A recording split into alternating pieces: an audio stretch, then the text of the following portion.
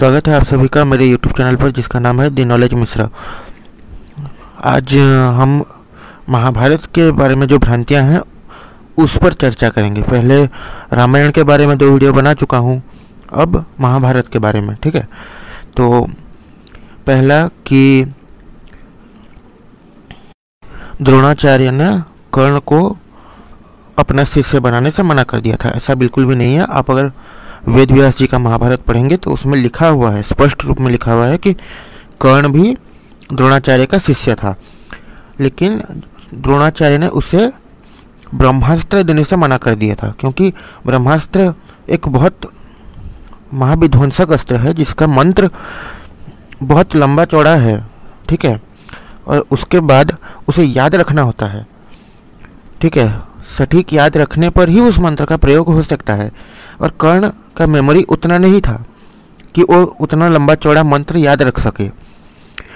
ठीक है, और एक है कि द्रोणाचार्य ने एकलव्य का अंगूठा कटवाया था बिना कोई कारण के। तो पहली बात है कि जब एकलव्य आया द्रोणाचार्य के पास तो उसने कहा कि मैं आपसे सारा ज्ञान लेकर सीधा वैकुंठ पर आक्रमण करूंगा और ब्रह्मांड का अधीश्वर बन के बैठूंगा। तो ये तो बहुत भयंकर अपराधी मनोवृत्ति है। ठीक है, तो इसलिए द्रोणाचार्य ने मना कर दिया उसे सिखाने से।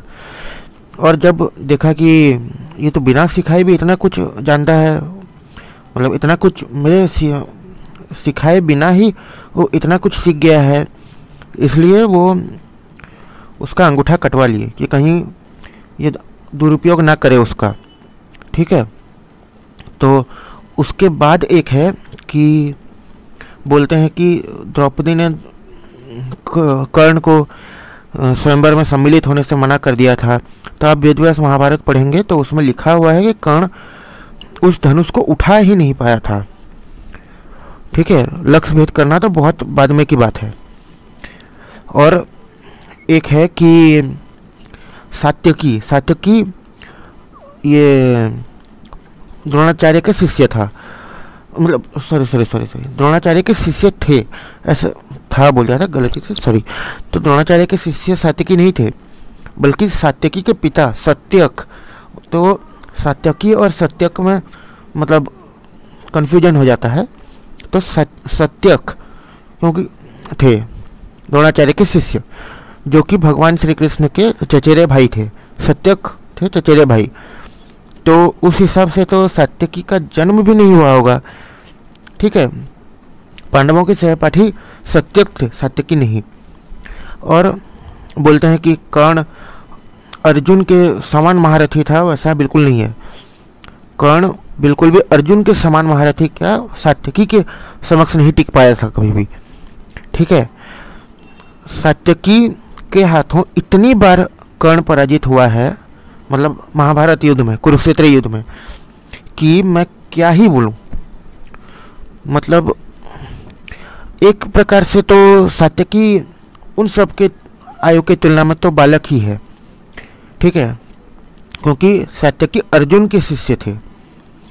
सात्यकी अर्जुन के शिष्य थे, तो उन सब के आयु की तुलना में तो बालक ही हैं। ठीक है, तो बालकों के हाथों पराजित हो रहे हैं।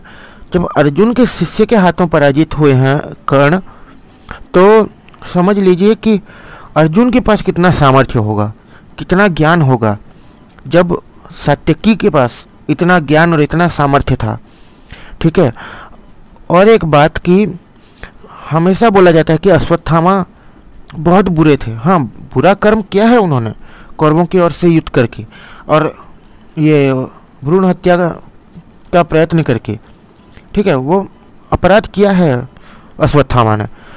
परंतु जब द्यूत क्रीड़ा जब होने वाला था, वो शकुनी, दुर्योधन, दुशासन, कर्ण, इन लोगों के षड्यंत्र के कारण, तब अश्वत्थामा धृतराष्ट्र के पास क्रोधित होकर गए थे कि आपने इस द्यूत क्रीड़ा को स्वीकृति क्यों दिया, क्योंकि ये पांडवों के विरुद्ध बहुत भीषण षड्यंत्र है।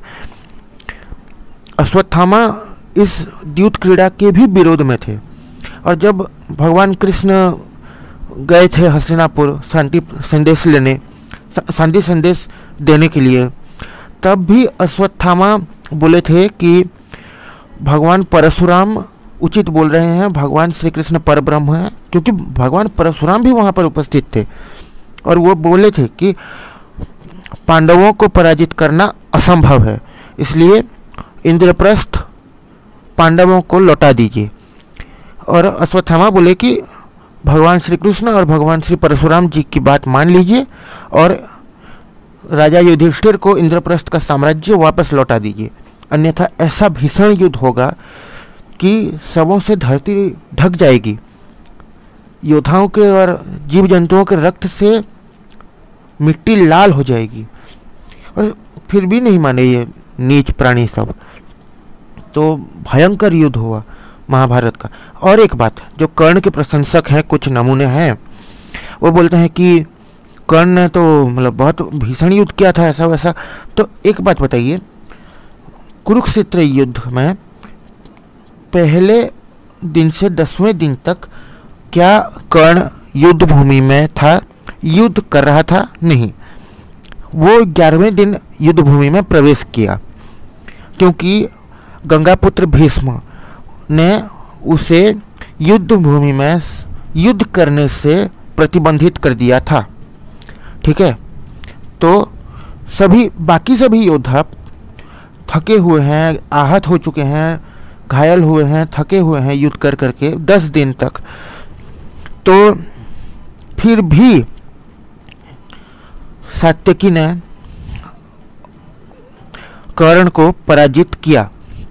तो आप बताइए, एक ताजा फ्रेश युद्ध भूमि में आए हुए योद्धा को जब एक थका हुआ योद्धा पराजित करता है तो कौन अधिक सामर्थ्यवान है, थका हुआ योद्धा या नया नया युद्ध भूमि में प्रवेश किया हुआ योद्धा?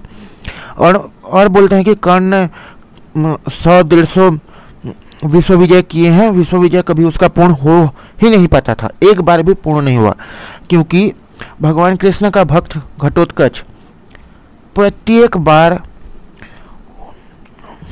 कर्ण को पराजित करके वापस लौटने के लिए बाध्य कर देते थे। ठीक है, तो कर्ण विश्व विजयी भी नहीं है, समझ लिए। अब आप क्या सोचते हैं कमेंट बॉक्स में मुझे लिखकर बताइए। आज 7 मिनट का वीडियो बनाते हैं, ज़्यादा नहीं बनाऊंगा। और लाइक कर दीजिए अगर आपको अच्छा लगा है, तो मैं बाध्य नहीं करूंगा। अगर आपको अच्छा लगा है तो लाइक बटन पर क्लिक कर दीजिए, शेयर कर दीजिए, कमेंट बॉक्स में अपना ओपिनियन लिख दीजिए। ठीक है, तो वीडियो 8 मिनट का हो चुका है, वीडियो समाप्त कर देता हूँ। और हाँ, सब्सक्राइब कीजिए, और उसके बाद जब सब्सक्राइब बटन क्लिक करते हैं तो एक बेल आइकन दिखाई देता है, उसे क्लिक कर दीजिए। उसे क्लिक करते ही 3 ऑप्शन दिखाई देगा, तो ऑल जहाँ पर लिखा है उसे क्लिक कर दीजिए। ठीक है, प्लीज़ कर दीजिए, मेरे सब्सक्राइबर से नहीं बढ़ रहे हैं, कर दीजिए। बाय।